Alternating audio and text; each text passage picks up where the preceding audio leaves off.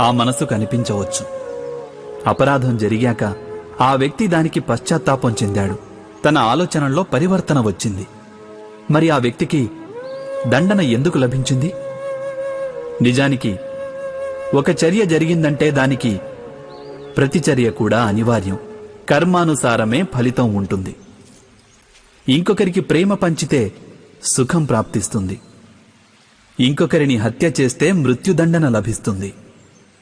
చేసిన కార్యాన్ని బట్టే న్యాయం కూడా. అయితే మరి ప్రాయశ్చిత్తానికి పశ్చాత్తాపానికి విలువే లేదంటారా?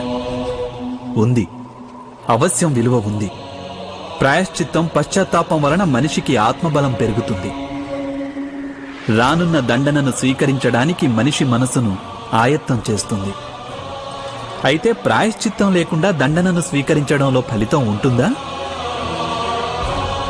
మీరే ఆలోచించండి.